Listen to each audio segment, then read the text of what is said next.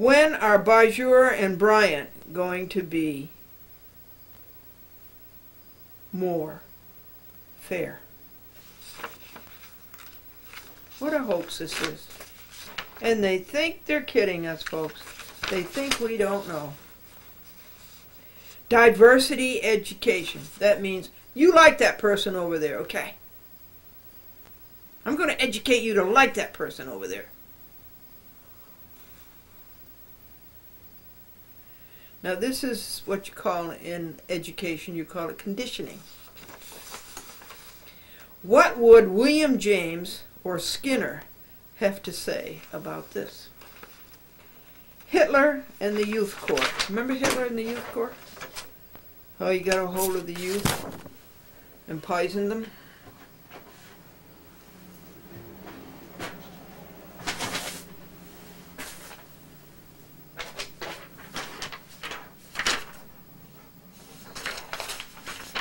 Page 20, next to last page for today. Our sense, says the task force, is that the level of commitment stems from more than the impetus of the settlement agreement. What? Our sense is that this level of commitment stems from more than the impetus of the settlement agreement. We add in conclusion that we have seen commitment and talent at the highest levels dedicated to the task of producing effective, ongoing diversity learning at Texaco. Well, I say give us the proof. I don't care what you think, what your opinion is, give us the proof. Pie in the sky. Ibid. 1. Settlement was stupid. 2. Settlement was illegal. 3. The settlement should have been vacated. 4. Bonjour is no model. 5. Bryant is no model. 6. You can order non-prejudice and non-retaliation and fairness. You cannot.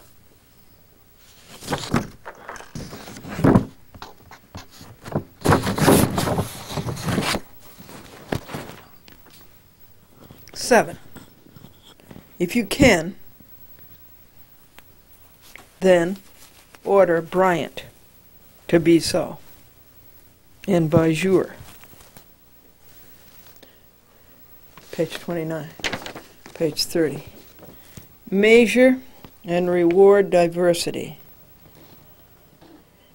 Paragraph 16E of the settlement agreement provides that Texaco will ensure that equal employment opportunity and diversity performance are included in management objectives and in determining management compensation. Well, you cannot, and nobody can. What a burden this is on everybody, just so Bryant could get it off of his calendar.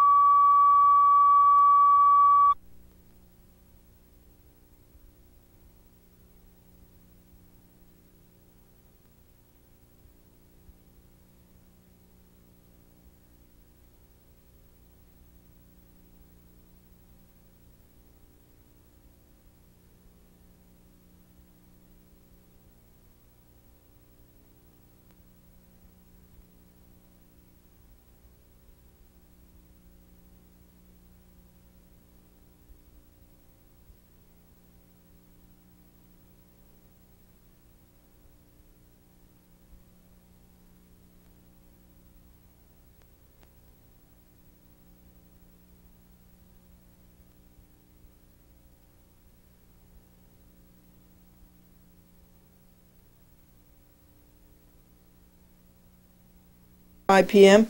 Rusty Dog wants to go for his first, second, third, fourth, fifth, sixth, seventh walk today.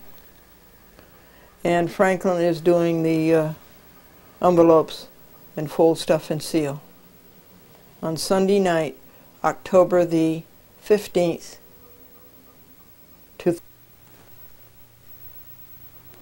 Hey folks, it's 4 o'clock in the morning, and the Mets won 7-0.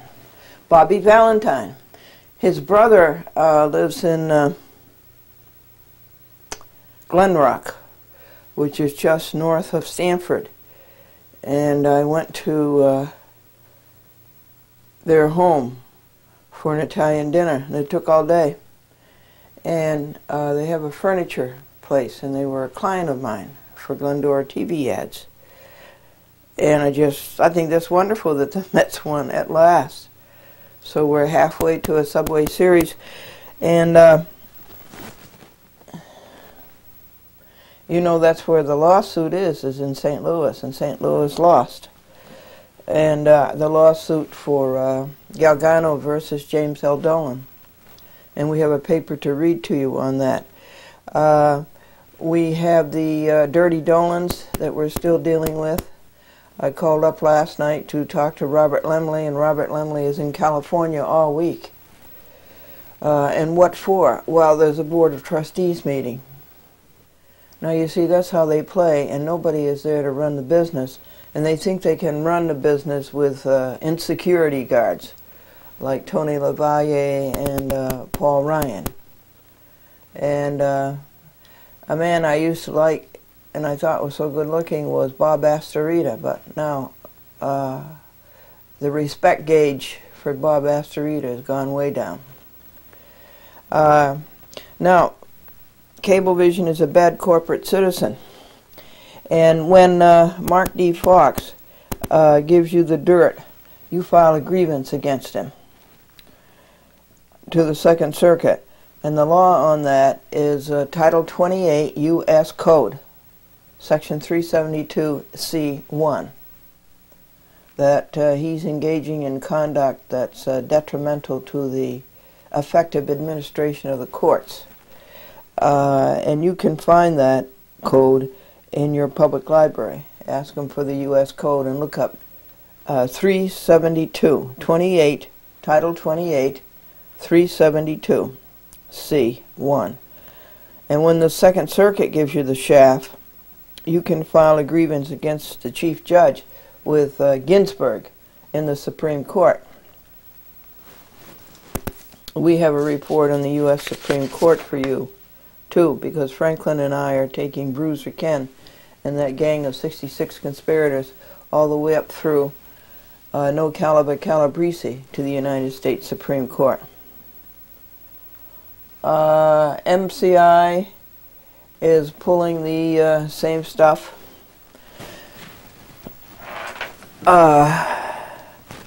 As all of these greedy corporations do. Let me see if I can find this for you.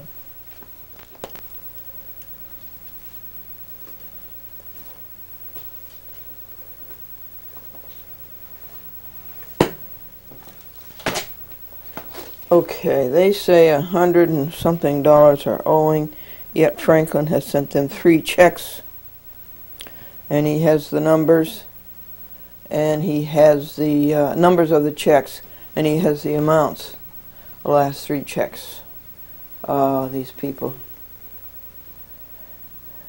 These people. What they do to Americans. Here's something good from Verizon. We got rid of Bell in Huntington. And this is the final notice from them. And it says, folks, credit amount to you is $15.99. So we are through with Batty Bell. We're through with Verizon, through with Bell Atlantic, through with 9X, through with New York Telephone. Goodbye. And that's after we've been such good customers of theirs for 45 years. And you get no credit for that, folks. We got $15 credit. And then in White Plains, 949-9495.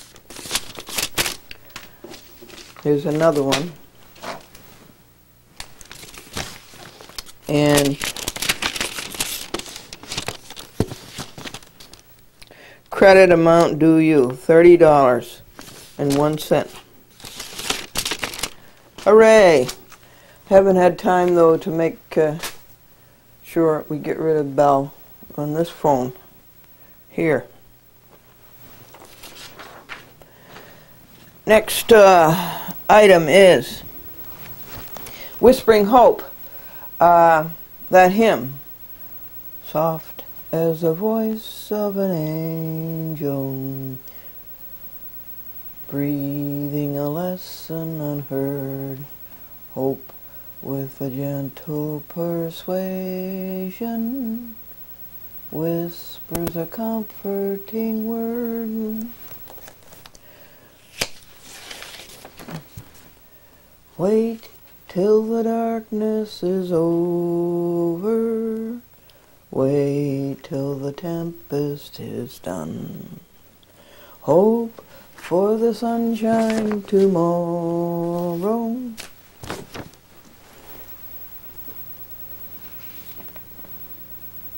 After the shower is gone, whispering, whispering hope.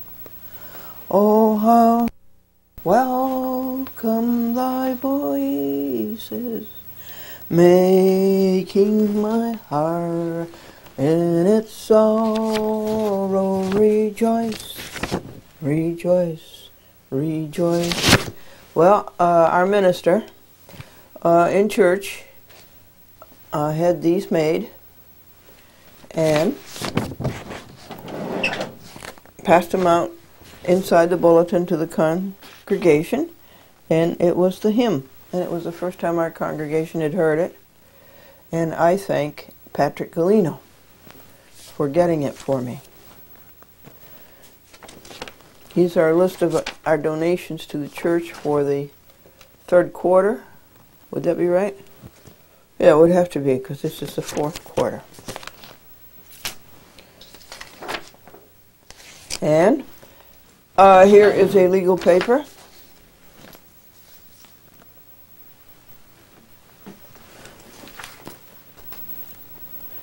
The court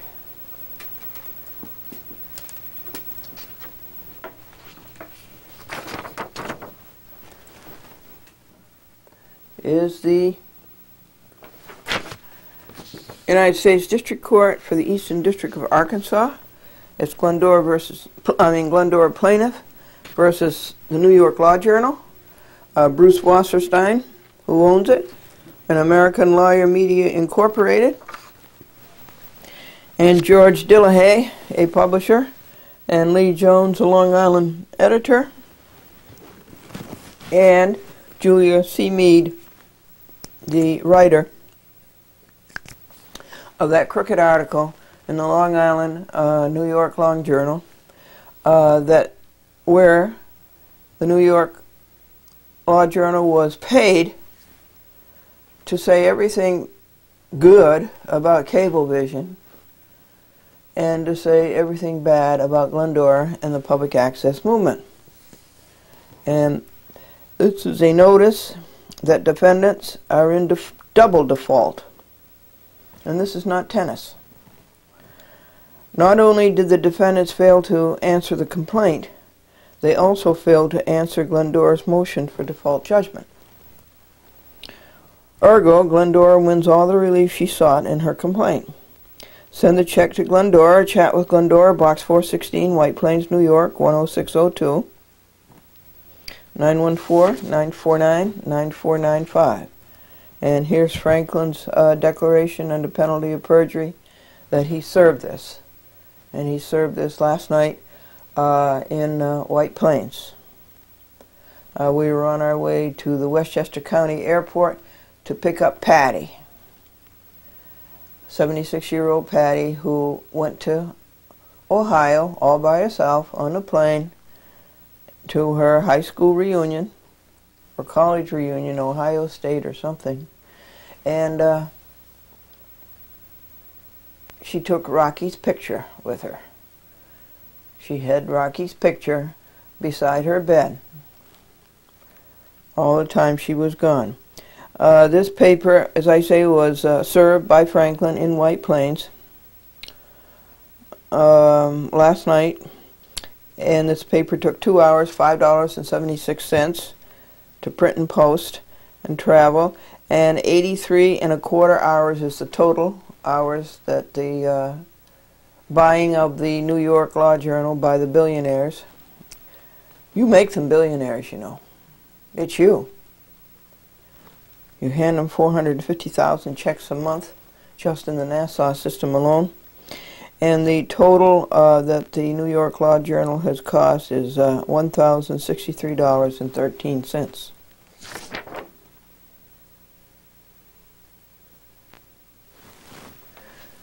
And that's the copy that goes to the Center for Judicial Accountability, Incorporated. Chevron bought Texaco. Hooray! We are going to be rid of Bijur. Glendora takes full credit. And it looks like we are going to have a Subway Series. We're halfway there with the Mets winning last night, 7-0. Now, my hope was to, one, clean the house. And Franklin pretty much did that on Saturday. The foyer, the living room, the dining room, and office 1 and office 2. Then he did the bathroom, I think, on Sunday, and then yesterday morning together we did the kitchen. That was my hope, was to get the house clean, to wash the 1993 car, and yesterday morning Franklin did that. I helped a little bit. He had to do it in the rain. We should have done the housework in the rain and cleaned the car in the sunshine. And to do the 1980 Lincoln, well, that one isn't done. And then declare that the work was up to date, and then take a day off. And then I would start the omnibus. That's the Who to Sue file, this great big one. Which is now 2 volumes. But it won't work out that way. I can't get the time off. So I have declared November 1st I will start the omnibus lawsuit, and I'll work on it a half an hour a day. As I was going down the street walking Rusty yesterday, there was an Asblunt truck parked at the curb outside of a residence in this block, and I couldn't resist it. I told them that they were tree murderers, and I said a guy goes in there and sells that poor old woman who lives in that house a bill of goods about a tree coming down so that you people can make money. You murder trees so you can make money. They did not respond.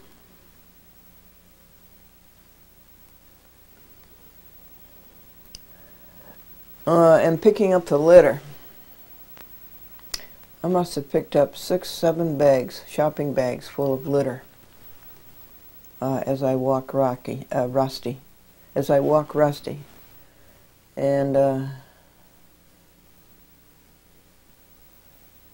I got quite a few blocks around here clean. And they don't stay clean but for a day. The next day there's more litter. These people just had bad parents. And they go down the street and they do that. And they just show that they have bad parents. There's really no excuse for that. You can carry it in your pocket until you find a trash barrel or a wastebasket. The sink drawer is done again. Meditation is up to date, and it was 4 weeks behind. So that's all of the bulletins and one of the lawsuits. Now I have to go and tell you about another lawsuit, and that's one that Franklin put together, and he got that served last night around 9:30.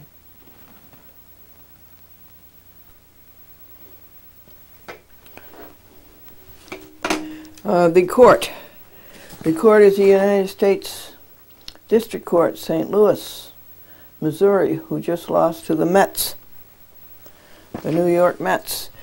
And the plaintiffs are Glendora, Philip Goldstein, Lori Galgano, she's the lead plaintiff, Richard Einhorn, James Burness, Kelly Burness, Zabby, the Public Access Television Association, E. Rassan Hoskins are the plaintiffs, and it's against Charles Dolan. James Dolan is the lead defendant, Charles Dolan, Robert Lemley, Charles Former, Cablevision Systems Corporation, Mark Shukin, Brian McNeil, Maurice Cunningham, she's bad, Robert Callaghy, Satterley, Stevens, Burke, and Burke. Those are the Group 1 defendants. And Peter I. Bajur. We're rid of him, folks. We won. Texaco Incorporated, its board of directors, and Tim Miller, Group 2 defendants. Now, this is triple notice. Triple notice. Glendora has won all her relief in the complaint of Law Day as to Group 1 defendants, Dolan through Satterley. And Dolan through Sadley are in double default, and this is not tennis. Make the check out to Glendora or chat with Glendora, Box 416, White Plains, New York. And do not pay in pennies. I think the amount was $60 million, wasn't it?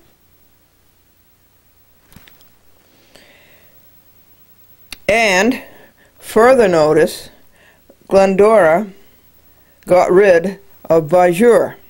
Group 2 defendants were gobbled up by Chevron this morning, and Glendora takes full credit. And furthermore,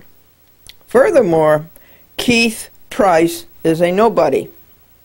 Notice 1, Group 1 defendants never answered nor opposed Glendora's September 25th motion for default judgment. So this is double default. Glendora wins all. And here is a reminder of that motion, which of course was read to you. Notice of motion and motion for default judgment. First one to Rule 55, Federal Rules of Civil Procedure. Group 1 defendants James L. Dolan through Satterley have failed to answer the summons and have failed to defend themselves against the charges in the complaint. And here's notice 2. We got rid of Bajur. This is from the New York Times. Chevron agrees to buy Texaco for stock valued at $36 billion. And here's a picture of Bajur. Here's a picture of the evil man. So Bajur's fixing the annual meeting and not answering. He's the one, let's see, to your left. Let me put my finger on him. Right here, this one. There's a man who violated America in the state of New York and who is too ashamed of what he's done to show a shareholder the books, records, and minutes, and hires a liar for hire, Keith Price. Now, when did, how long have they known this and kept it from us? And when did Keith find out, Keith Price? And here's notice number 3. that Keith Price is a nobody.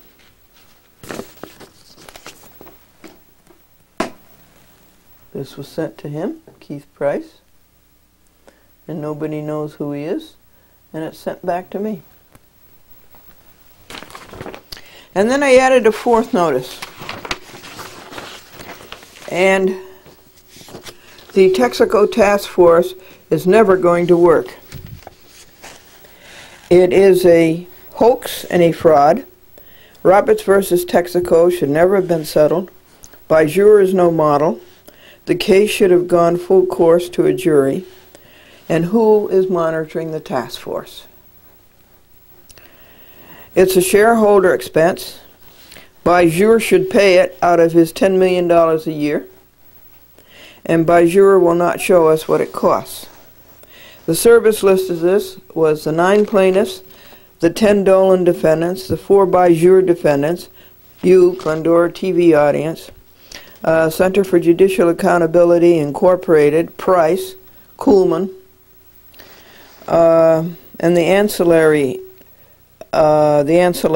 Goldberg, Hillgartner, FCC chairman, FTC chairman, and the New York State Public Service Commission, the clerk of the court, and a courtesy copy to U.S. District Judge Jackson. This is all in St. Louis, whom the Mets beat last night, 7-0. This took 10.5 hours, and it cost $35.78. And the total on Glendora versus Cablevision, which started in 1993 when they took a chat with Glendora off of TV because they didn't like what Glendora was saying, is 2,783.5 hours. That's what these billionaire crooks have cost us, and $14,051.64. And Galgano versus James Dolan, this particular instant lawsuit, is 836 hours already, and $2,101.36. And here's Franklin's affirmation of service, and he did serve it last night around 10:30 p.m. It just has to get in the mail before midnight. And so here are the first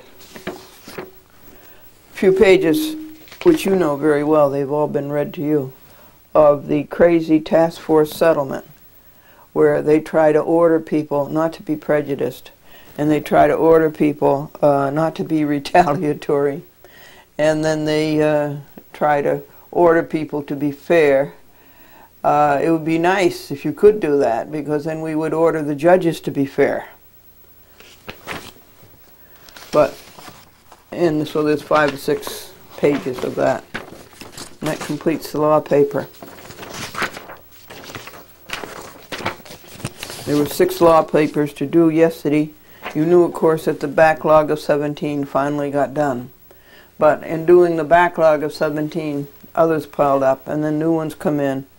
And so there were 6 to do yesterday, and 4 of them got done. 2 of them did not get done.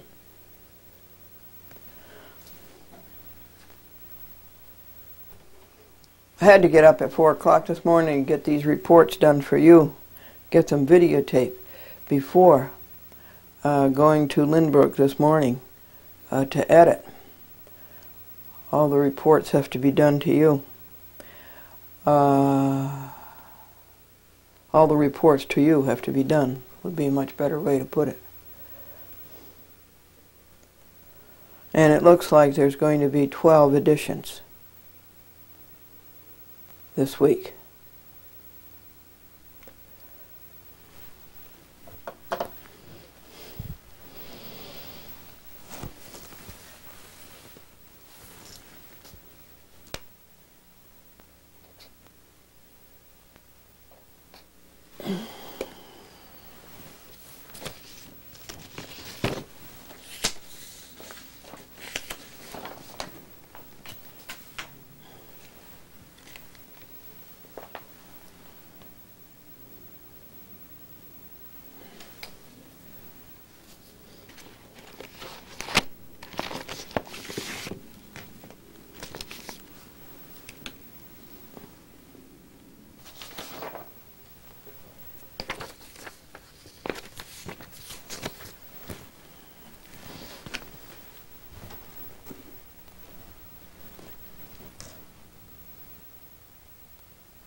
This is the Supreme Court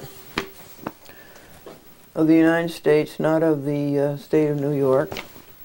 And this is page 1, and the date on this is, it was received on October 14th, 2000. Office of the Clerk, Supreme Court of the United States, Washington, D.C., 20543. Guide for prospective indigent petitioners for writs of certiorari. What is a writ of certiorari? It's a big word for the Supreme Court demands that the Second Circuit or the Appellate Circuit, the Court of Appeals, send them the record of the case that the petitioner wants the Supreme Court to review. That's all it is. That's all it means. Introduction. These instructions and forms are designed to assist petitioners who are proceeding in forma pauperis. That means as a poor person. And how did I become poor? By chasing crooks like Charles Dolan and James Dolan, and chasing them in the court, spending all the money, chasing their dirty liars for hire. So that's how I became in forma pauperis, and without the assistance of counsel. Well, that's one thing that didn't break me. I knew enough not to take a lawyer. I did it myself.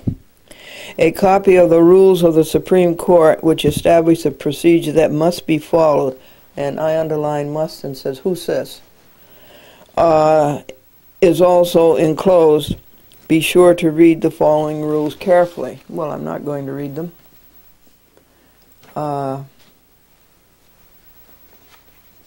And here's the book they're talking about.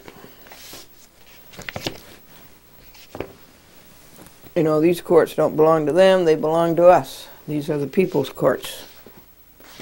And this part is for people who want to pay the $300. That's the filing fee in the United States Supreme Court. $300. And then file it in book form.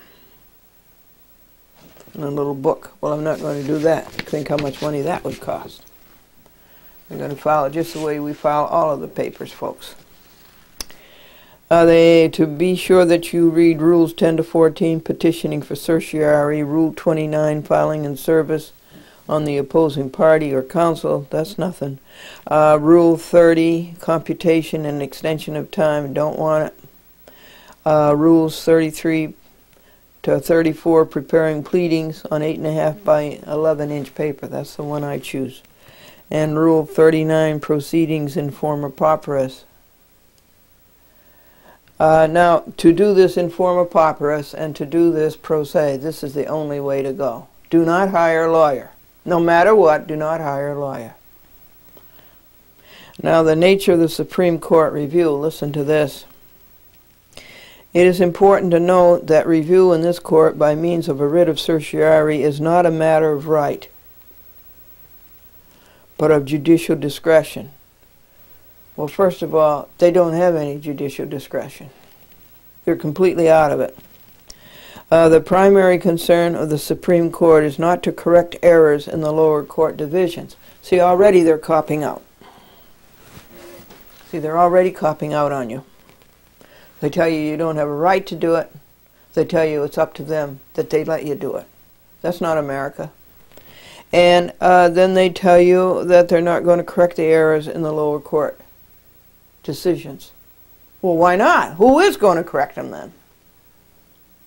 These bad things that the district courts do and the courts of appeal do, the circuit courts, who is going to correct them? So what have they told you? You have no place to go. The courts that were yours have been stolen. You have no place to go.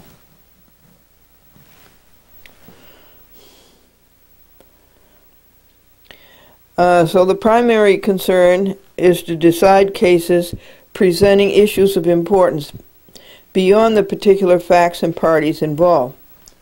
Gobbledygook. The primary concern of the court should be to protect you from the U.S. Courts of Appeal and from the U.S. District Courts. So they're a useless court. we've said this a long time. Gene Crescenzi and I have said this for a long time. The United States Supreme Court is a useless.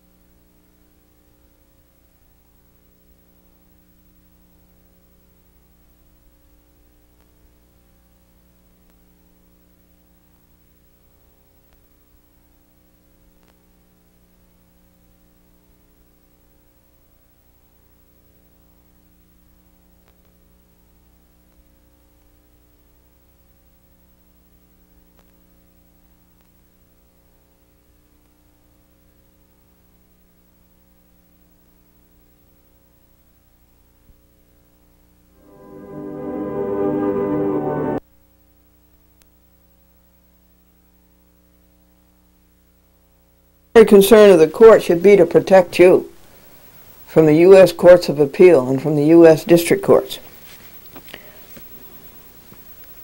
So they're a useless court. And we've said this a long time. Gene Crescenzi and I have said this for a long time. The United States Supreme Court is a useless court. Who needs it? You just heard it. The court grants and hears argument in only about 1% of the cases that are filed each term. So what is that? Probably 7,000 cases come in. People so dissatisfied with the U.S. Courts of Appeal and the U.S. District Courts. And even the state courts you can go to the Supreme Court of the United States with. Maybe 7,000 cases come in, and that's about it for a year. And what do? They consider 7 of them. The court grants and hears argument in only about 1% of the cases. They admit it. This is what Gene Crescenzi calls a secular confession. The vast majority of petitions are simply denied by the court without comment. Useless court! Or without explanation. The denial of a petition for a writ of certiorari signifies only that the court has chosen not to accept the case for review and does not express the court's view of the merits of the case. Well, it shows a lot more than that. It shows that they're worthless. It shows you that they're no good to you. You need a court. We need a Supreme Court. We need a Supreme Court. What we have is zilch. We need a Supreme Court. When are we going to get a Supreme Court in the United States of America that's functional? Every petitioner for a writ of certiorari is advised to read carefully the considerations governing review on certiorari set forth in Rule 10. Important considerations for accepting a case for review include the existence of a conflict between the decision of which review is sought and a decision of another appellate court on the same issue. That is, judges, there's nothing so inconsistent in the whole world as judges' decisions. They do not know what they're doing. If they would follow the standards and follow the law, then their decisions would be consistent. But they don't. All the decisions are based on their self-interest. So the Supreme Court here is saying that if the First Circuit rules this was wrong, and the Second Circuit rules this was right, then they will take that case, maybe, to resolve the fight between their underlings. An important function of the Supreme Court is to resolve disagreements among lower courts about specific legal questions. Another consideration is the importance to the public of the issue. Public? What do they care about the public? What does the Supreme Court of the United States care about you? The time for filing. You must file your petition for a writ of certiorari within 90 days from the date of the entry of the final judgment in the United States Court of Appeals, or highest state appellate court. And in New York, that would be the Court of Appeals, the New York State Court of Appeals, the Judith K. Court, which is no good either. The issuance of a mandate or remitter or something. Remittiture, after judgment has been entered, has no bearing on the computation of time. It does not extend the time for filing. I haven't got a mandate yet from the crazy Second Circuit, the no caliber Calabrese court. I haven't got one yet. But I got his cheap decision, his sellout, and his cop-out. Okay, so we have worked on this already for like an hour and a half, and it's up to date. I did it ahead for today, Tuesday, because I'll be so busy editing. Filing in the Supreme Court means the actual receipt of the documents by the clerk, or their deposit in the United States mail with first-class postage prepaid on or before the final date allowed for filing. This is good. They don't want you to send it FedEx. They don't want you to send it UPS. They want you to send it by U.S. mail. And the date that it's postmarked is the date that it's filed. So that's good. I think all courts should do that. What to file? Unless you are an inmate confined in an institution and not represented by counsel, file an original and 10 copies of a motion for leave to proceed in forma pauperis, and an original and 10 copies of an affidavit or declaration. They don't require an affidavit. That means it's notarized. You can just say, I declare, under penalty of perjury, in support thereof. You file an original and 10 copies of a petition for a writ of certiorari with an appendix consisting of a copy of the judgment you are asking this court to review, including any order on rehearing. You know, that's where it stands with me in the Second Circuit. I have asked for a rehearing en banc.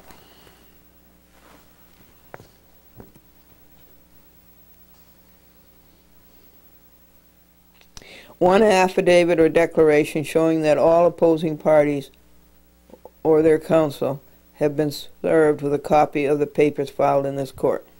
So that's easy enough. Next paragraph does not apply to us. The attached forms may be used for the original motion, declaration, and petition, and should be stapled together in that order. The proof of service should be included as a detached sheet. Nothing can get more detached than these 9 judges. And the form provided may be used. Page limitation. The petition for a writ of certiorari may not exceed 40 pages. See, they're afraid of doing a little work. Excluding the pages that precedes page 1 of the form, the documents required to be contained in the appendix to the petition do not count toward the page limit. So let's send them the Bruiser Ken file, which would fill this room. Method of filing. All documents to be filed in this court must be addressed to the clerk, Supreme Court of the United States, Washington, D.C., 20543, and must be served on opposing parties or their counsel in accordance with Rule 29. They don't paginate. I guess they can't count above 2. So I tell them they should paginate. This would be our page 4. Instructions for completing forms. Motion for leave to proceed in forma pauperis.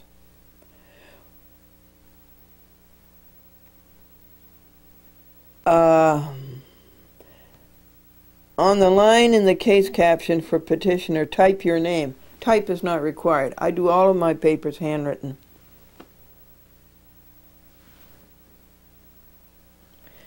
Affidavit or declaration in support of motion for leave to proceed in form of papyrus. They used to have one sheet, two sides, the Supreme Court of the United States. But now they got 4 sheets, 2 sides. And I am not going to fill that out. It's just Big Brother. It's just Big Brother. And I will simply tell them, and Franklin will tell them, that we were declared in forma pauperis by Joan Azrak in the United States District Court, Eastern District of New York and Brooklyn. We were declared in forma pauperis in the next court up, the United States Court of Appeals, Second Circuit. And so therefore this whole case is in forma pauperis, both Franklin and Glendora, and that it has to go to the Supreme Court that way. We're not going to fill out 8 pages of financial data. It's worse than an income tax form. Declaration in support of motion for leave to proceed in forma pauperis. That's what I was just talking to you about. Now the cover page. They give you a sample of the cover page and what it looks like. Here it is. So you just follow this form. And they give you the instructions for filling it out. Or is that the form for the informa pauperis? Yeah, that's the IFP form. So, what do you think of the Supreme Court of the United States?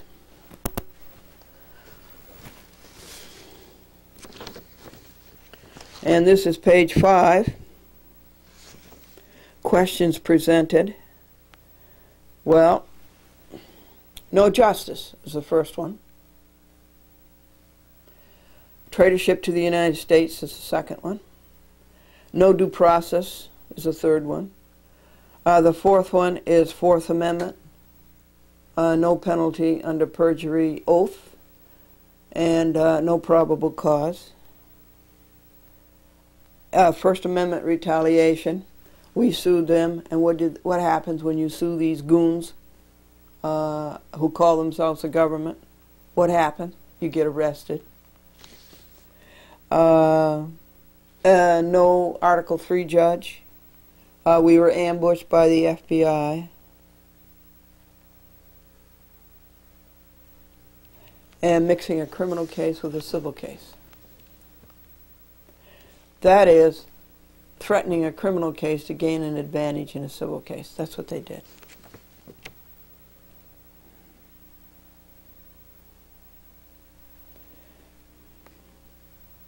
Okay, I think we covered it.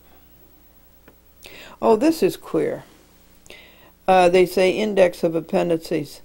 In a federal court, if you are asking the court to review a decision of a federal court, well, you don't review decisions, you review orders. It has to be an order. It can't be a decision.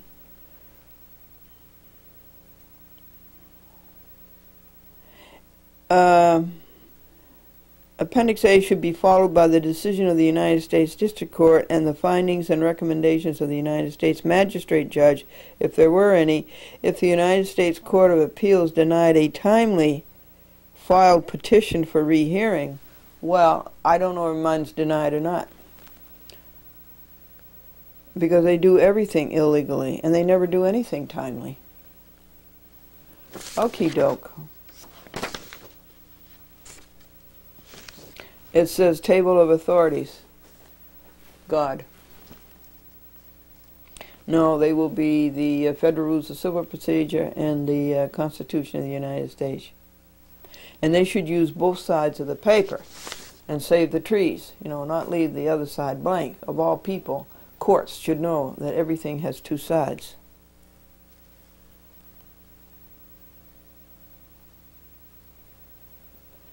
It says also indicate where in the appendix each decision is reported or unreported appears. Well, I say to them, we don't know whether it's reported or unreported. And that the Supreme Court, of course, can find out better than we can. They had look it up in the computers that we bought them.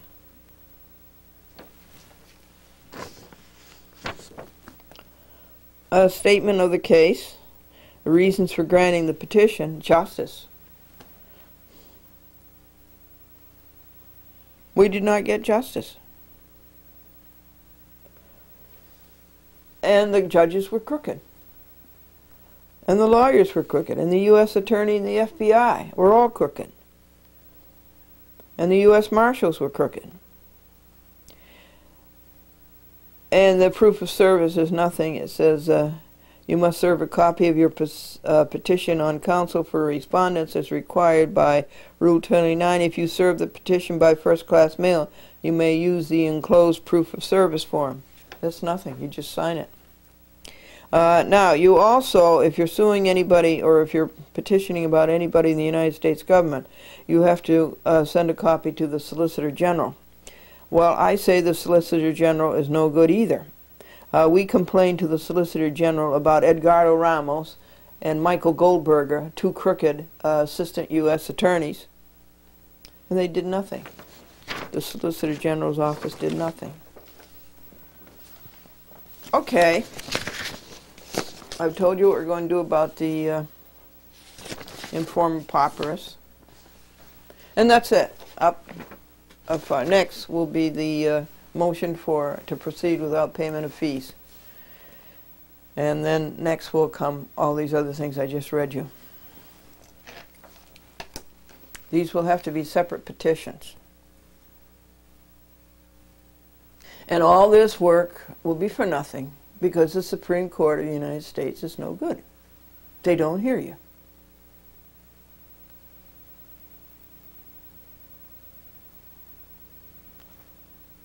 $70 cases or so out of 7,000. And they just dump them. They're no good to you. We need a Supreme Court, and we don't have one. You know that judges suffer from Moon syndrome. Judges suffer from Moon syndrome. They carry 1/6 of the weight they think they do. And a woman named Alice was asked, did the judge give you a piece of his mind? Alice says, yes. And I'm surprised when you consider how low the inventory is. Americans for Legal Reform want information on the following lawyers and judges: Sari Friedman, Lynn Kramer, John Ray, Kenneth P. Silverman, Stephen Jelinek, Judge David Freundlich, Taylor Walker, Carl Wand, Kenneth Cooper-Smith, Erwin Popkin, Judge Donald Kitson, Dominic Barbara, Mike and Herbert Rubenfield, C. Donald Schlimbaum, Divorce Mediation Professionals, Thomas T. Downer, Judge Daniel Martins, and Denise Livrieri.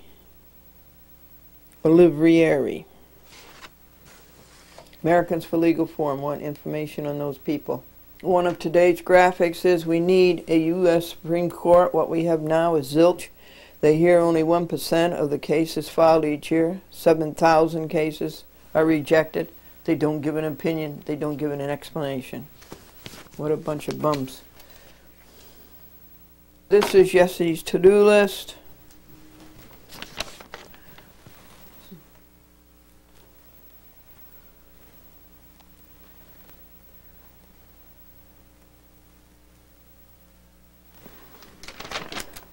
There were 60 things to get done.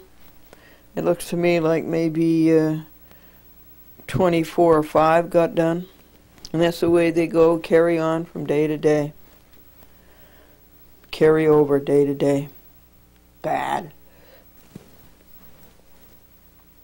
Did you hear about Christopher who died and went to heaven?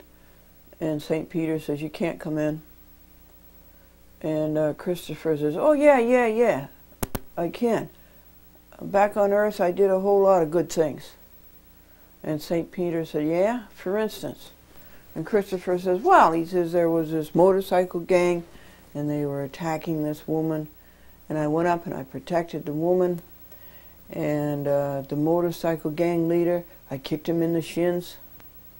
St. Peter says, really? That's not so bad. How long ago did that happen? And Christopher said, 5 minutes ago. You know, folks, after looking at Rusty for all week, a brown dog, looking at Rusty all week, Rocky looks so handsome to me because he's all white. We're supposed to do 10 pages on the Texaco task force a day. Yesterday's Mondays didn't get done, and today's Tuesdays isn't done. Take a look at page 31, 1999 bonus matrices for non-financial factors. Diversity, respect, safety, target 5%, actual 3.8%, 1998, and 1999 actual 6.5%. So they exceeded from 5% to 7.3% respect, and they and for safety, their target was 5%, and their 1998 actual was 3.3%, and their 1999 actual was 1.7%. What a silly settlement this is.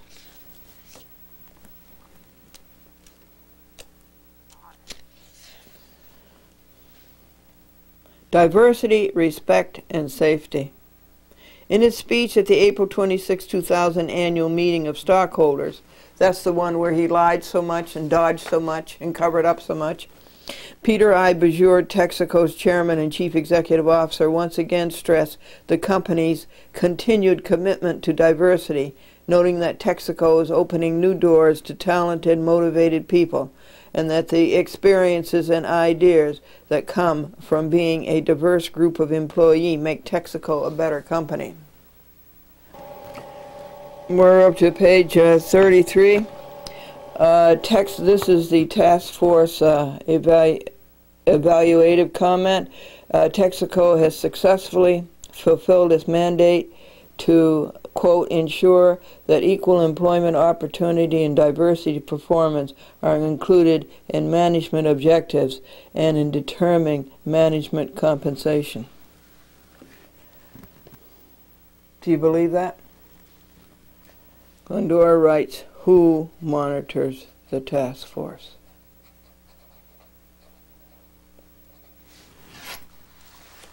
Unconvincing. Jury trial would have been better. We needed a better judge on that than Charles L. Bryant. This paper, we're writing on page 34, is all bulk and no weight.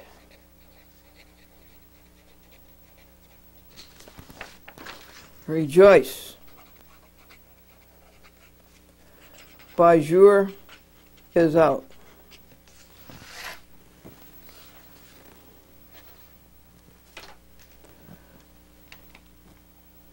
Page 35, Texaco has been gobbled up by Chevron.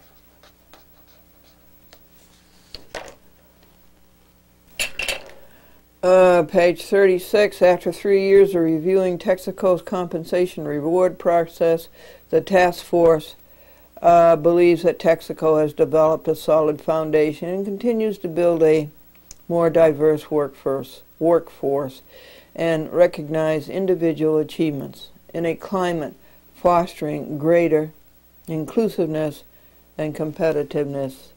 Ho-hum, collusion, paid announcement. Page 37, job posting, letting people know what jobs are available. And Glendora says, Bajur found every way he could to cheat on this also. Now, Bajur job has to be posted. He's going to be a vice chairman of Chevron. So that's a real nothing.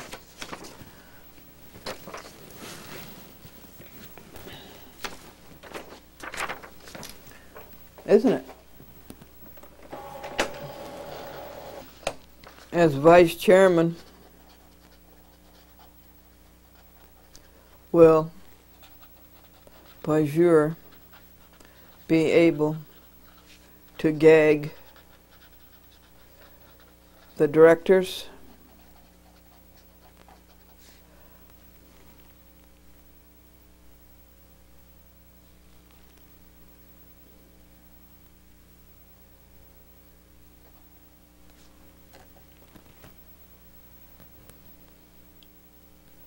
This is pages 39 and 40. Yesterday's work on this. What becomes of all of this rhetoric in view of Chevron? Okay?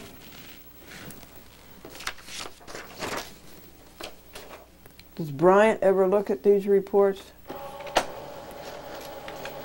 Does anybody?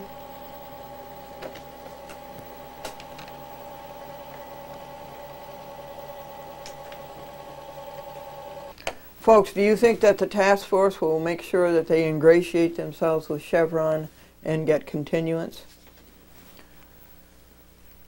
That's page 40. That concludes yesterday's work to do today's work, Tuesday, which is 41 up to 50. And this whole report, I told you, is about 90 pages. 90 pages of rhetoric. All predictable what they're going to say. Page 41 is affirmative action.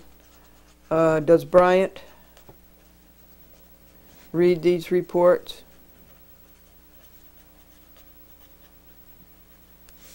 All Bryant wanted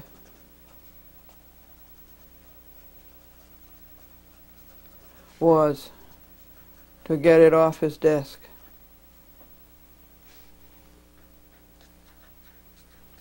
Off his calendar.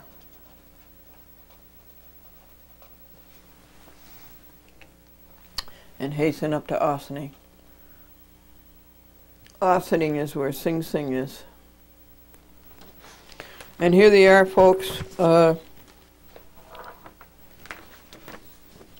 reducing people to numbers again.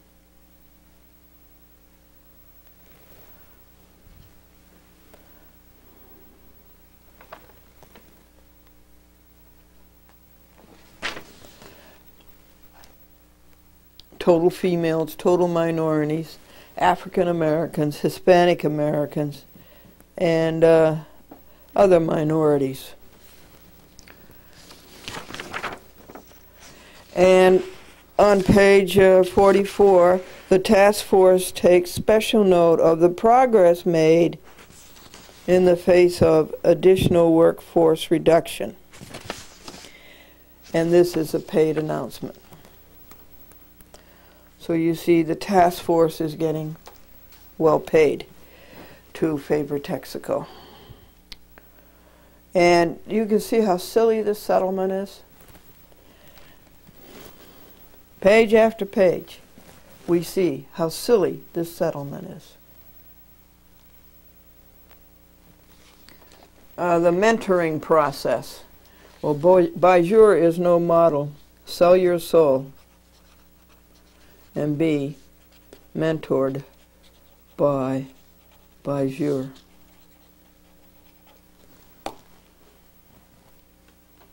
Objectives: develop well-rounded employees. That means they're fat and round. Midland Summer Intern Monitoring Objectives, High School, to encourage and assist students. What do you call this? Corrupting the youth of America. College interns, to develop a relationship that allows mentors too. Yeah, grow up and be like Bajur. Task Force evaluative comments. The company continues to review and make modification in its mentoring program based on external and internal assessments. Benchmarking reviews continue with emphasis on collaboration with the following organizations: the Corporate Leadership Council, the American Productivity and Quality Center, and Watson Wyatt Research. Leadership for the mentoring endeavor continues to pursue a business unit orientation. That is, mentoring relevant to business unit plans, so that the company could end up in the hands of Chevron. Or up to page 50, that's over half of it, of this task force, this silly settlement of the Roberts versus Texaco case in the hands of a very bad judge, Charles L. Bryant, and the company in the hands of a very bad person, Peter I. Bajur. Page 50. That's over half of it. And here's the clamp. Okay, they don't know that legal papers have to be bound.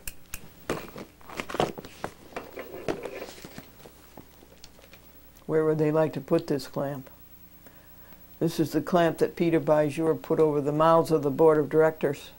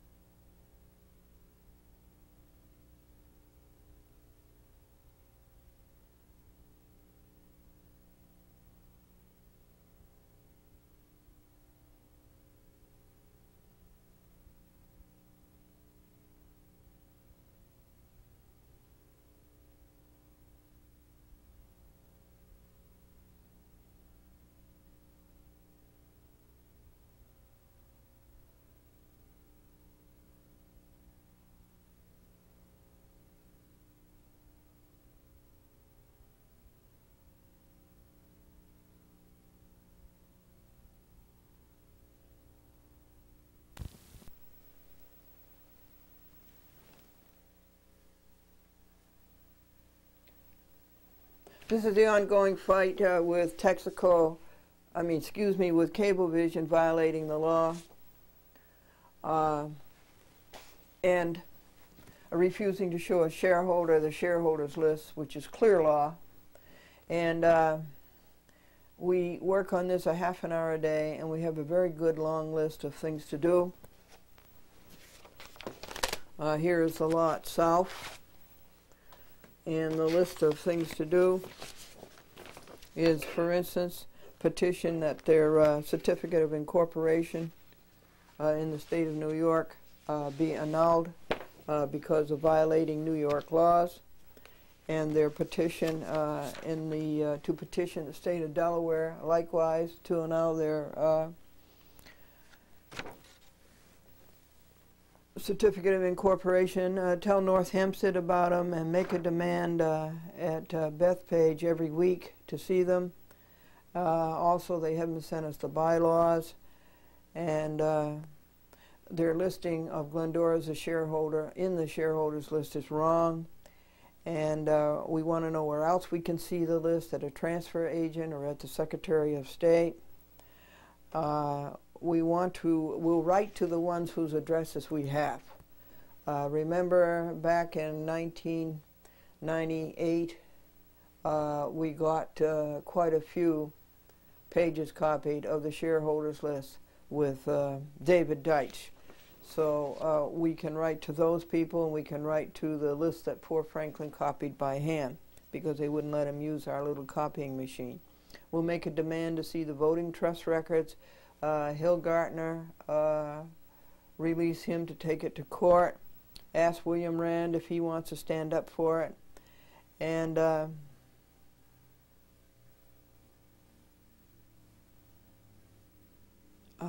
list of questions to ask Lavalia. You know, where do you get the authority to say you're not going to show us the shareholders list? Who told you this?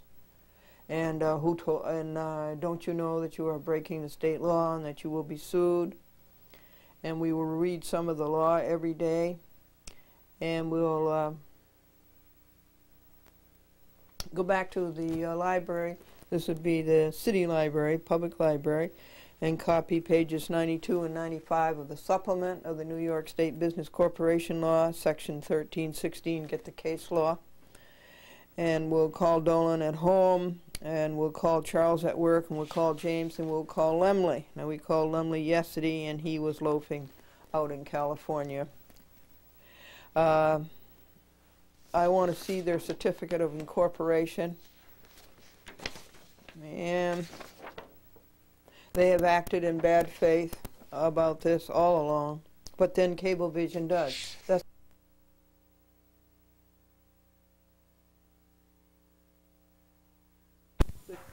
on the recorder, Monday, 16.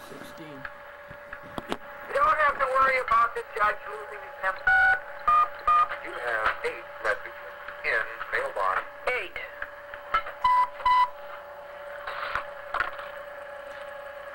Mailbox 1. Saturday, 8:08 p.m.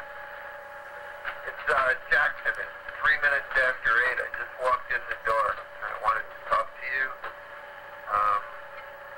Your number didn't come through on the caller ID. It came through as a private call, but I'm here at 212-569-1661. And I want to explain to you what's going on with the voting machine, because it's a really significant sort of thing. People in New York City are not allowed in a primary to cast write-in votes, whereas people outside of New York City are.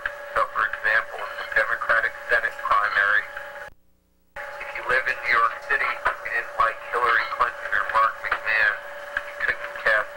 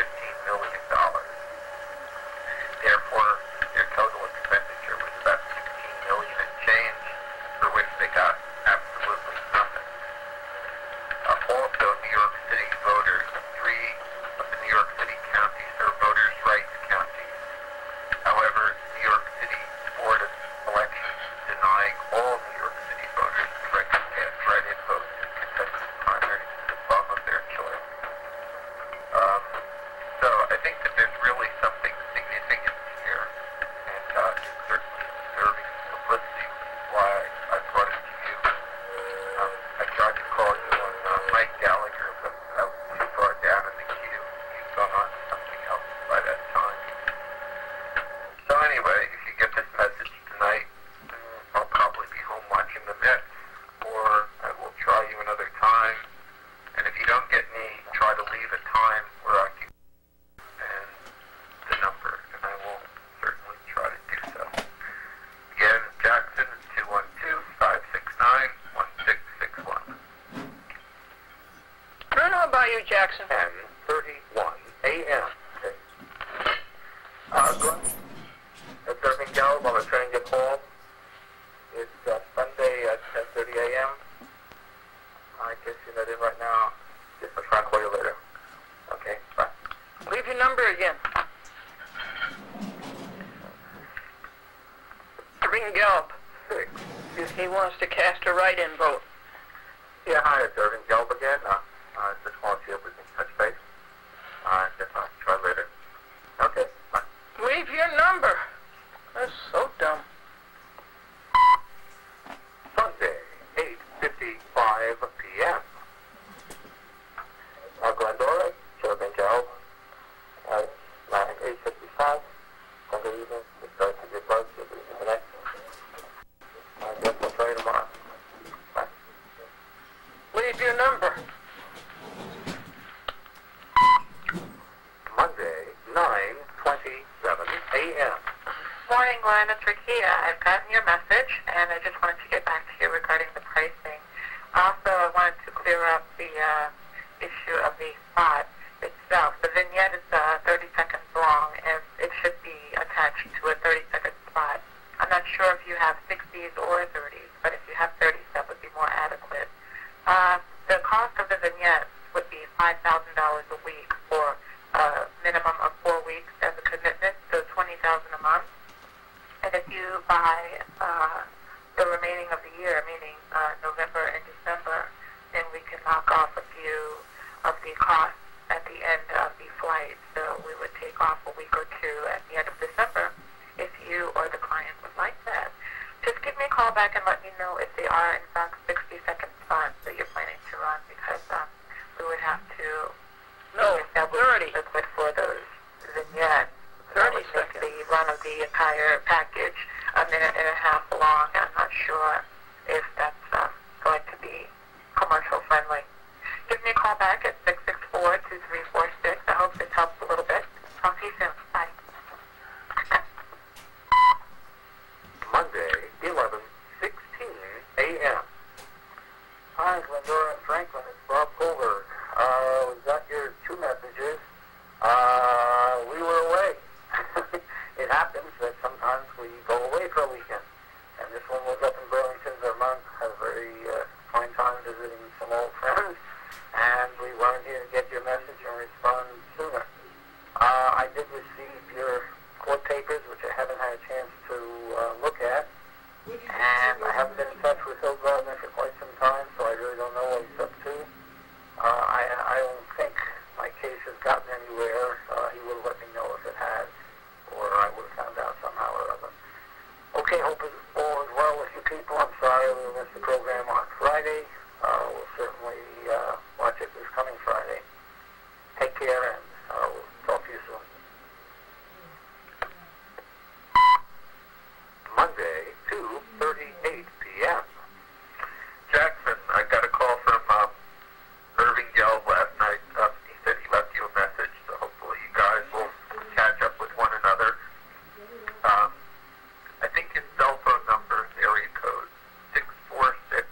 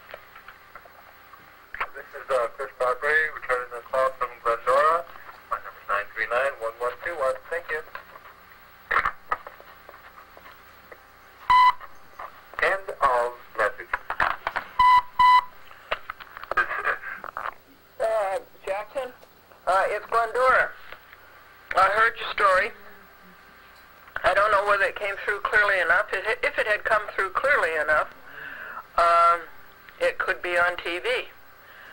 You can call up again and speak very distinctly and very audibly into the phone, and maybe we'll get a good recording, and maybe we can play it on TV. I called Urban Gelb, but he didn't answer, so I left a message on his cell phone. And I think that's all we can do at the moment.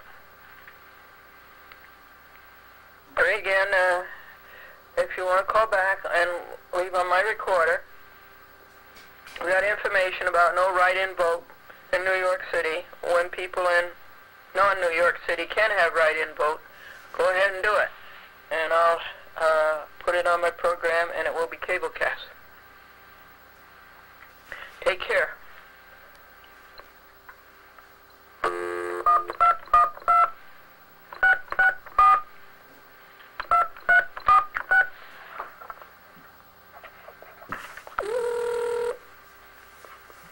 This is Rakia. You don't really mean it. This is Glendora. Glendora, so I got your information is $5,000 a week, Yeah. and you want a $20,000 minimum. Yes. Okay. Sounds good? Oh, well, I can't tell you that yet, Okay. but I'm glad to have a price. Now we can... Do you have 30s, or do you... Yeah, that's the other thing. Yes, it's 30s. Great, okay. No, 60 would not be good. Right. No, 30 is what it is. I really don't understand this PAX thing. The joint sales agreement that we have going with them? Yeah, I don't really understand it. If the client bought these, how many would there be? Okay, now, the original schedule that I gave you is what we're going off of. So these vignettes can run anywhere, but we're offering the Saturday, Sunday, the weekend spots, and the late news repeat. Oh, I see. It's the same as for the other regular spots. Right, but it'll just have a vignette attached to it. And these are not on Channel 4. These are not on Channel 4. What are they on? PAX, Channel 31. Channel 31. Right. And if it's 65 plus, you'll go off of the ratings I gave you. Yes. Now, so where is Channel 31? In New Britain? Now, if you're in Westchester, I'm assuming that on your cable station, it should tell you. Oh, it's only on cable TV? No, it's on UHF, actually. But if you have cable, then it's Channel 31 here in the New York metro area. But if you don't have cable, you can still receive PAX. On UHF. Right. Oh, I get you, okay. Yeah. It's one of those, do you remember the UHF dial? Yes. Yes, I remember when it came out. Yes. That's how PAX is carried. So it's there, and it's doing well. It's growing over 100% per year. I mean, but that's because they had 0 ratings before. And now they're doing very well in the prime area. Touched by an Angel, Diagnosis Murder. They do repeats of, CBS shows that skew older. So they've been successful with that. Why do they call it family television? Because they offer television without violence and sex and all those things that regular broadcast TV offers.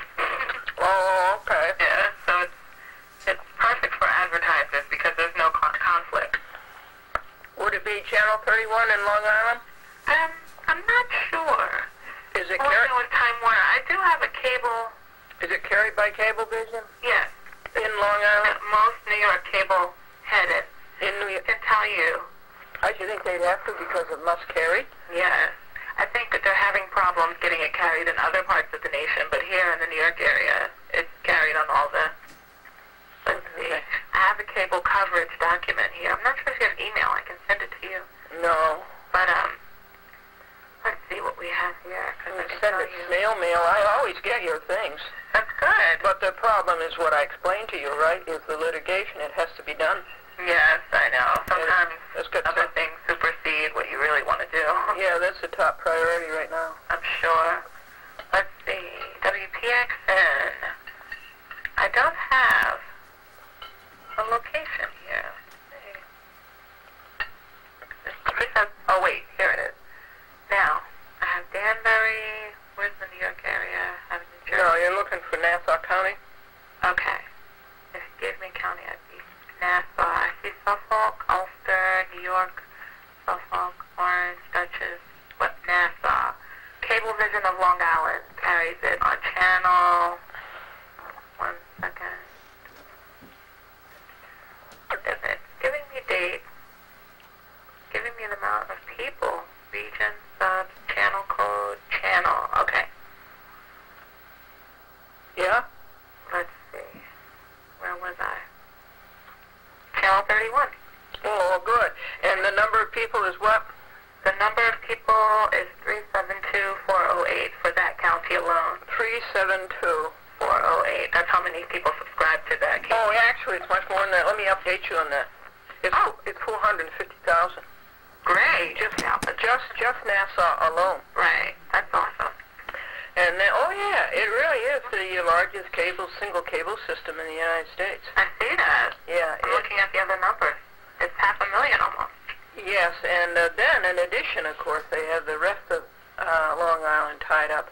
I think Hauppauge is like another 100,000, and then you have Riverhead, which is like maybe 80,000, and then you have Brookhaven. That's pretty big. That's bigger than Riverhead. And you're right. I'm looking at the other numbers. Even New York, Lower Manhattan alone is 321,189, but that's just one cable company. Time Warner. Did it say Lower Manhattan, though? Yeah. Well, no, they might have them beat if you consider the two systems, because Time Warner also has Upper 78th Street and North. That's what I use. They split the street down the middle. Yeah, that's the way it was. But then Time Warner, or it was just Time then, they bought Paragon, which had the uptown system. Exactly. So now maybe, does it give you what the uptown system is? It says New York, just plain New York, and I'm assuming that would be Upper Manhattan. That's 215,000. So yeah, they do have the beat. 321,189 plus 215,163. It gives you 536. Yeah, except 36,000.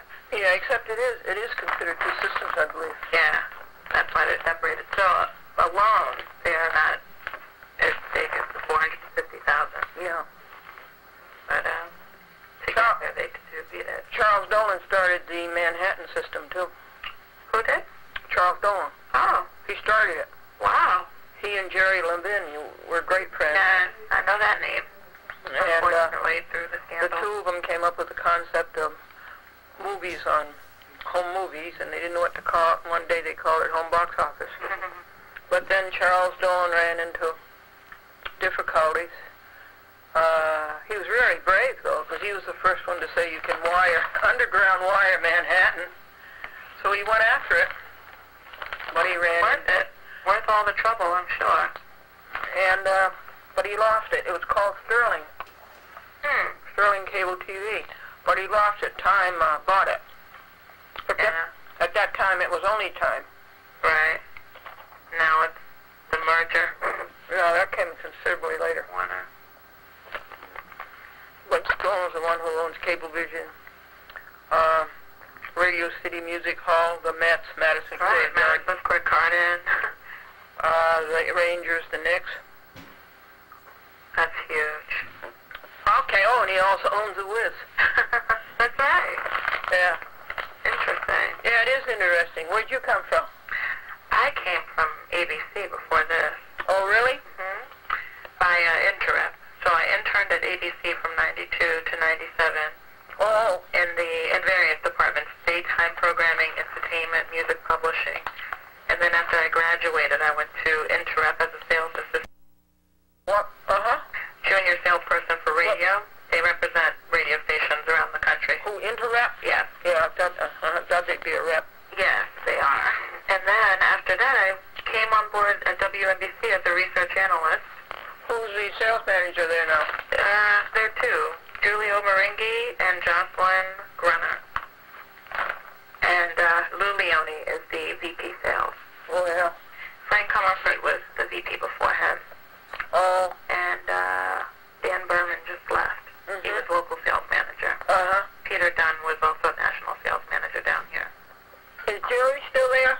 Jerry? Yeah. No, he left. I know who you're talking about. Yeah, Frank, what's Jerry's last name? I forgot. Oh. Yeah. WNBC sales, we knew him for years. Yeah, but everyone talks about him. he's known around here. Now we have a new Jerry McGowan from Petrie. Can you think, Franklin? What's that? I'm asking Franklin if he can think of Jerry's last name. But anyway, you know who I mean. He's not there. He's not there. He's actually not there. No, he left a couple of years ago because I came in '98. So he left well before I came. I'll be darned. Do you know what happened to him? No, what happened? I don't know. I was going to ask. Moved on. I'm not sure where exactly he is. I'm just amazed that he left. I hear lots of stories about how it was his office that Jerry occupies now and how ironic that is. And that used to be Jerry's chair. He's very popular around here. Jerry, let's see, I first started buying time from him in 1978. Wow. That's great. So you've been selling for a long time, too. Yes, let's see, since just a second, I'll tell you. Yeah, just about 1976. And it was always on the buying side? Yeah, I was always a buyer. Wow. Yeah. And with various companies here in New York City, or always? Well, the first account was really interesting. It was, well, there was a group of Seventh-day Adventists, and they had these vegetarian meats. Vegetarian meat? Yeah, yeah. Meat analogs. And one of them was a hot dog named Vegilink. And then Garden Burger. Yeah, they were way before. And by the way, theirs are so much better than Garden Burger. But then they had this other product, Morningstar Farms. What happened is that Miles Laboratory came over and bought them. Okay. And then Miles Laboratory really ran this product into the ground. They didn't promote it correctly. For instance, they didn't say in the New York marker that it was kosher. Oh. And so that was really bad. Right, of course. And I did the Vegilinks, but that was for Worthington Foods. And then there was a love of these people, this product, and so they just bought it back from Miles Laboratory. They just bought it back. And now it is Morningstar Farms. I'm sure you've seen their products in the frozen. I probably have. Yeah. I usually don't buy from the frozen section, though. Yeah, they have, I just ate one now. They have, their hamburgers are so much better than Garden Burgers. So much better. All natural ingredients? Well, it's all soybeans. Wow. Yeah, yeah. And it's all great flavor, and there's no cholesterol. Anyway, it was a great product, and so I bought. They gave me a lot of money, and I spent a lot of money for them in New York. So was it direct, not by an agency, not through an agency? No, I was the agency. Wow. I was the agency Glendora TV ads. So you've always been in business for yourself. Yeah. Oh, yeah. Phenomenal. Yeah, right. Yeah, and so that was a great experience. We bought a huge amount of time, and then we bought a lot of time on the NBC television network. I wonder if my salesman there is gone. I don't know many people from Network. You don't know from Network? No, not at all. Are they still in the same building with you? They're in the same building, but they're on the higher up. Oh, they are. They're way up there. Yeah, 28. 6, so they're like on 30 Yeah. or 40. They're pretty high. So we bought a lot of time there. We bought a lot on CBS Television Network. We bought a lot on WPIX. We bought a lot on Sports Channel. Sports Channel is a dud. I'm sure. I've seen some of their ratings. They're not really strong. Oh, it's awful. Yeah. Well, it's hard. You know, cable's so diluted, fragmented. Well, it is. It's very hard to get a large amount unless you're buying HBO, which you can, unfortunately. No, and people do watch the broadcast stations on cable.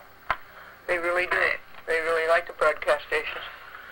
Okay. Well, that's interesting. I think you've done a wonderful job in your presentation. Oh, thank you. And you got all my thoughts that I'm going to try to convince the client to wait. Yes. And now that I have a price, I can go to the client. And now I'm not so sure about something on Channel 31, but at least it's on cable. That will impress her. Right. Because she lives in Long Island. Where do you live? I live in Upper Manhattan on 135th Street. You live in Manhattan. Yes. And so that will impress her, I'm sure. Yes, I definitely watch PAX, and the numbers do show up. I can send you a copy of an overnight just to give you an idea of what it Well, that's a good idea. And then you mentioned something else you would send. Yes, the head-ends. If you want to see where they are, the channel positions in the New York market, I can send that to you, too. The head ends?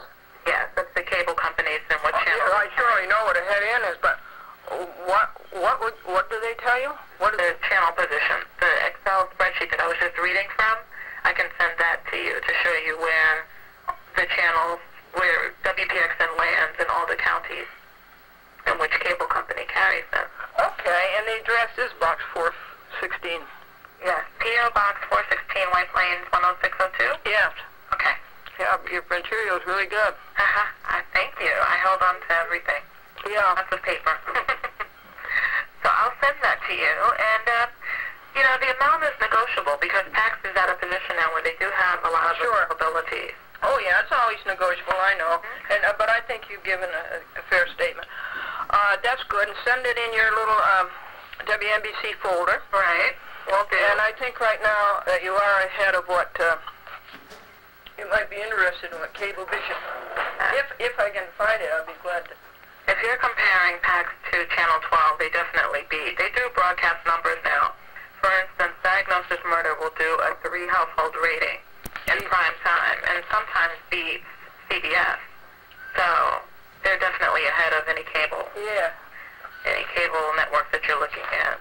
So I'll send you over the overnight just so you can compare for yourself.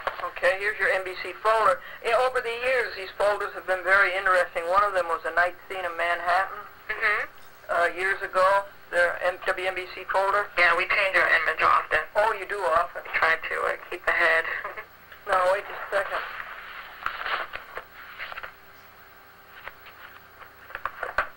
Isn't it too bad? Yeah, but this is doing pretty well for itself. Considering it's a 2-year-old network, it stands to grow tremendously, especially when they get more original programming. Right now, we're doing a deal with them where they take a program from us that was produced by NBC called Mysterious Ways. And that airs on Monday through Friday. Yes, I read about that in your brochure. Right. And that's doing pretty well, too. So I'd say in another 2 years, they'll be pulling numbers in all their day parts.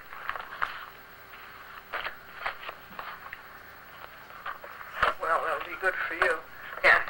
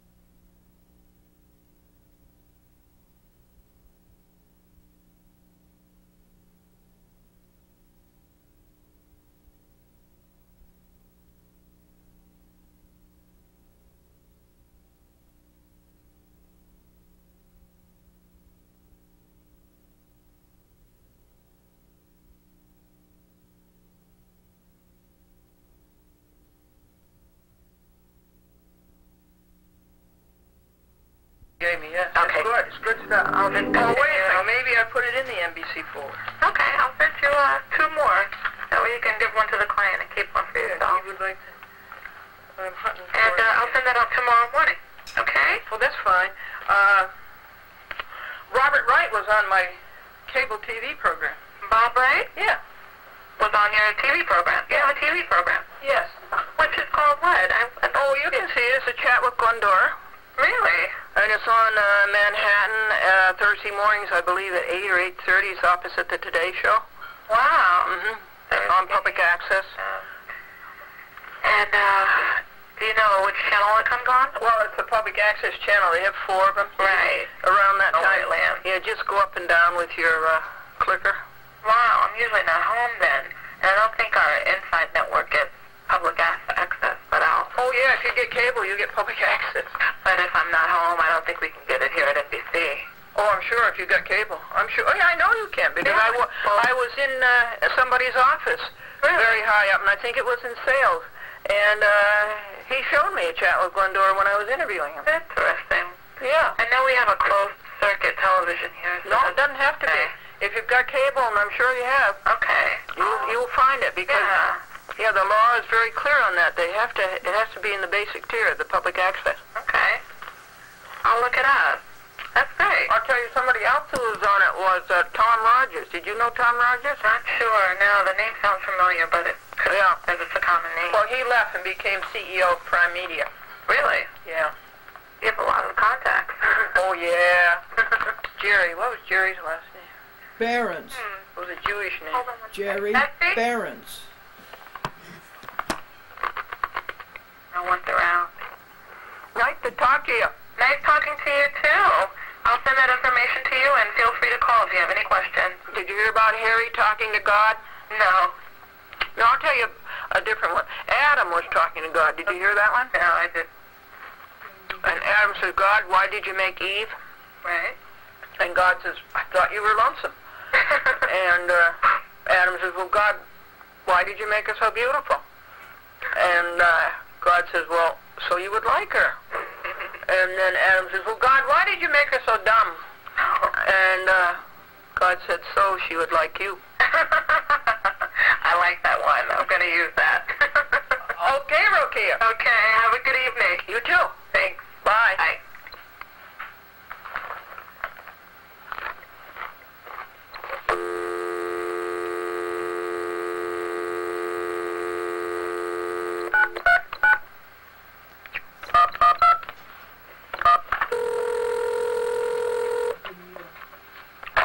This is Chris, City of Rye. Thank you for calling the Village of Rybrook Village Hall. If you know your party's extension, you may dial it at any time during this message. To reach the administrator's office, press 0. For a directory of extensions, press 1. For questions pertaining to sanitation, building, or... Enter the first few letters of the person's last name. One moment, please.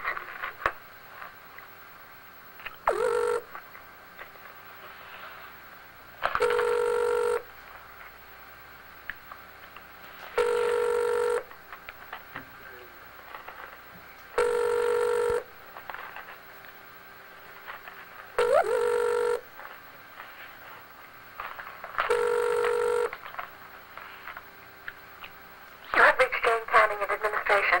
I'm sorry I can't take... Hold a second. Sonia? Yeah? Is Robert Lemley there, please? This is Glenn. He's in California this week, actually. Oh, okay. What's going on out there, Sonia? From California. Oh, he's actually back in the office on Friday. He what? He's back in the office on Friday. And what's going on out there in California? Not quite certain of his agenda in California. Let's see here. He is... Oh, Board of Trustees meeting. Board of Trustees of Cablevision? Not quite certain. Who's calling, please? This is Glendora. Okay, do you want to speak to his assistant? Who, Liz? No, Cindy. Oh, Cindy. Yes, is Cindy there? Hold on. Thank you.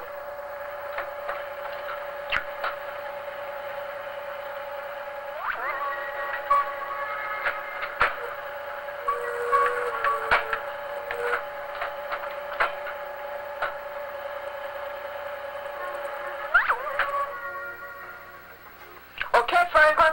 Hi, do you want to continue holding for Cindy? She's actually on another call. Sure. Hold on. Thank you, Sonia. Turn off recorder. 1.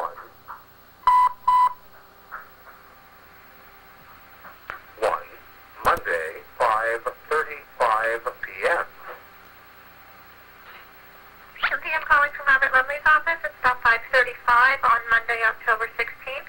And I'm returning a call that Glendora placed to Robert Lumley. If you'd like to give me a call back, the number is 516-803-1005. Thank you. Monday, 5:43 p.m.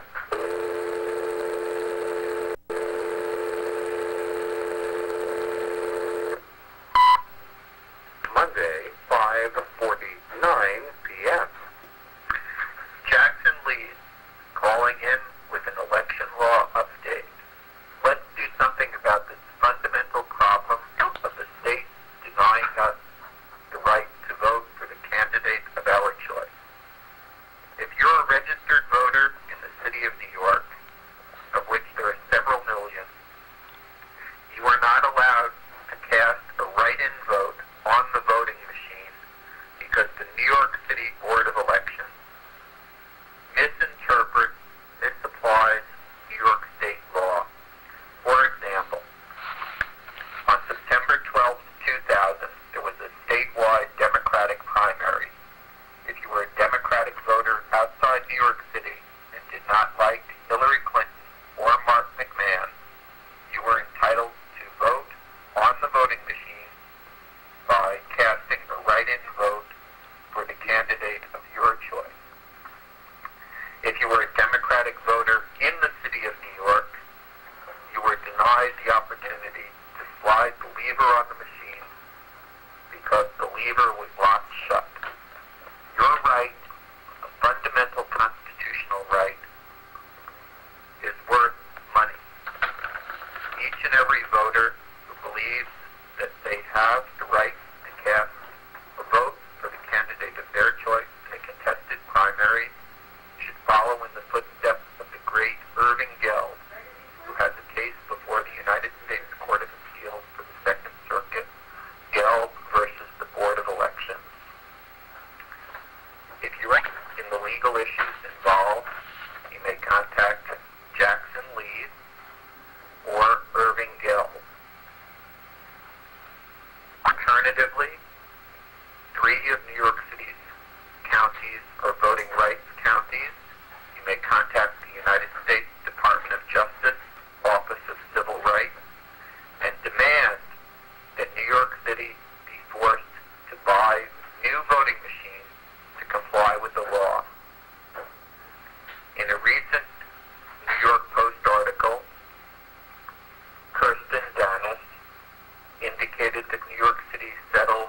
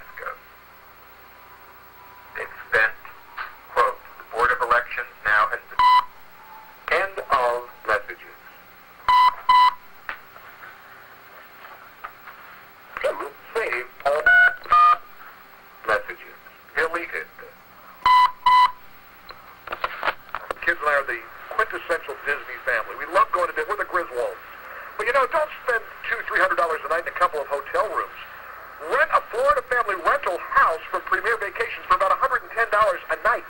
3, 4, and 5-bedroom houses, all within 15 minutes of the main entrance of Disney World, each with its own private swimming pool. It's screened in, a washer, dryer, all the amenities at home. And if you spare... We'll have to turn this off. It's commercial. They'll provide a... Can't have commercials on public access, so we turned it off. Jack. I just wanted to make sure. Okie dokie. What kind of paper I need? Great white bills to give. Point well taken, Mr. Swordfish. Well, until next time... So we are going to turn this down, folks, the audio, and we're going to telephone. Or we can't telephone if we're on hold for 7 minutes. For his commitment to senior citizens, he's endorsed by the National Committee to Preserve Social Security and Medicare. For his fight against gun violence, he's endorsed by Handgun Control, Ceasefire New Jersey, and the Million Mob March. For his defense of the environment, the Sierra Club and the New Jersey Environmental Federation have endorsed him. John. About 1 minute.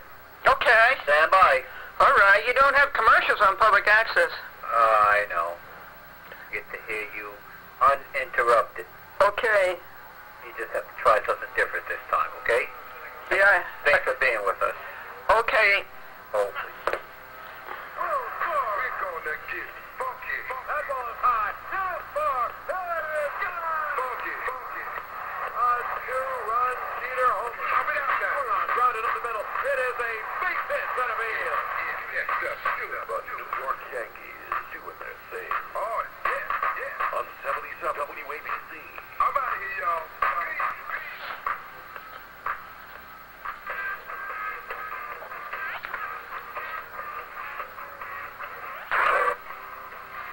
And it's awesome. Are you crazy?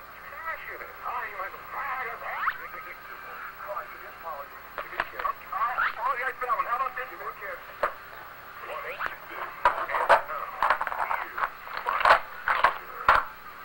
Well, this is a very big moment for me. I am very excited. I've interviewed very important people in my career. Former Israeli Prime Minister Netanyahu, Bush. I mean, just prominent people today. Kathleen Willey calling the show. I mean, and there are some serious things happening in the world around us. There's no question about it. But I told you for the last couple of weeks, I kept asking, does anybody know the story about Glendora? Now, cable access in the New York area is a world unto itself. Like bird and the weird stuff that you can see on cable access in Manhattan, on the islands, in Westchester, in New Jersey, Connecticut. Cable access is, well, unusual to say the least. So for the past year, I keep seeing a woman named Glendora on cable access on Long Island, where I live. And I'm fascinated. I mean, I've become her biggest fan. Sure, one I'm a fan of because she's got a little bit of a, well, a complicated message, but she sits there and there's patriotic music playing in the background and all these graphics that come up about Bruiser Ken. I think it took me to get federal official voicemail and leaving messages while she's doing the TV show. And then people started emailing saying, yeah, she used to be a kid. So for weeks I've been saying, does anybody know about Glendora? Well, lo and behold, the producer today comes running in and says, Mike, Glendora's on the hotline. Now, we have verified, I think, that it is in fact the Glendora. She wears a little hat. She does the show kind of like a Mary Poppins. The one and only Glendora. Hello, Glendora. Hello, Mike. How are you? Oh, I'm just overwhelmed that you called today. I'm great. I mean, I'm your biggest fan. I've been watching for a year, and you're really something, Glendora. Well, we have to go after them, Mike. Well, I know, but I'm not real sure who you're going after. Who is Bruiser Ken? Okay, well, first of all, we're going after crooked lawyers and corrupt judges. Amen to that. Amen to that. Sing it, sister.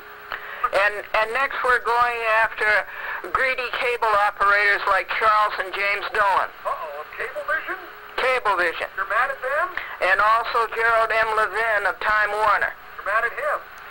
All right, well who the heck is Bruiser Ken? Every time I see... Well, Bruiser Ken was an insane Pinkerton at the Uniondale Courthouse. A security guard? Yeah, on the Hofstra campus. Okay, and what happened? Did he hit you or something? Oh, well, he did worse than that. He inflicted 6 bruises on me, and then my 78-year-old husband extended his arms between Bruiser Ken and Glendora to protect Glendora. Bruiser Ken dropped me on the floor and turned around and swung at this 78-year-old man in the jaw and knocked him on the floor. He punched him in the jaw? Yes, and then, of course, the next manly thing he did was lie he didn't do it and say that we touched him. Well, we never touched him. My Lord, well, I'm sure you filed. I mean, you seem very prolific in the whole court system. I mean, you do file like a lot of lawsuits, don't you, Glendora? Oh, yes, I would say like 52 in the Second Circuit, and then in other circuits around the United States, the 1st, the 3rd, the 5th, and now the 7th. Wow. I mean, that is something. Well, what happened to Bruiser Ken? I'm sure you filed charges. Well, immediately we sued Bruiser Ken. And as always happens when you sue anybody in this complex of the Department of Injustice and the Fraudulent Bureau of Investigation, what happens immediately is that you get arrested. They arrested you because you sued Bruiser Ken? Yes, and the interesting way that they did it was that the FBI called us up in Westchester from Uniondale and said, we're going to help you with Bruiser Ken, your charges against Bruiser Ken. And we thought that was wonderful. We made an appointment and we came down, they slammed the door and they said, you're under arrest. Oh my goodness, they trapped you, Glendora. They ambushed us, yes. But they trapped you. Well, now, let's get back for a moment here. I want to know about you a little bit. Did you used to be a children's television show host? Yes, the SS Glendora for many years on the General Electric station in the Albany, Troy, Schenectady market. Channel 6? Yes. Oh, I used to work up there in Albany on Channel 6. I did commentaries for... What century, Mike? Oh, 2 or 3 ago, I guess. Okay, I was there from 1956 to 1962. Well, and it was the USS Glendora. Just the SS Glendora. I tried to tell the kids that the SS stood for steamship, and they said it stood for stupid show. Oh, my goodness, Glendora. Well, you know how kids are these days. In fact, even back then, they were like that. They're little brats, right? I mean, they said stupid show, Glendora. That's an outrage. Well, you know, you have, and by the way, hey, Glendora fans, please call us, 1-800-848-WABC. You wouldn't mind taking a couple phone calls from listeners. No, but what's your number? 1-800 what? No, that's not for you to call, it's for them to call you. Yes, I understand. What's your number? 800-848-WABC. Why do you want to know, Glendora?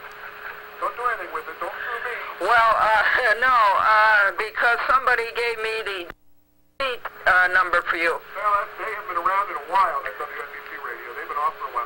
1-800-848-WABC if you'd like to speak to the one and only Glendora, because honestly, you have the most unique show on cable I've ever seen, Glendora. I mean, you play patriotic music. Who is the woman last week you kept calling over and over again on her voicemail?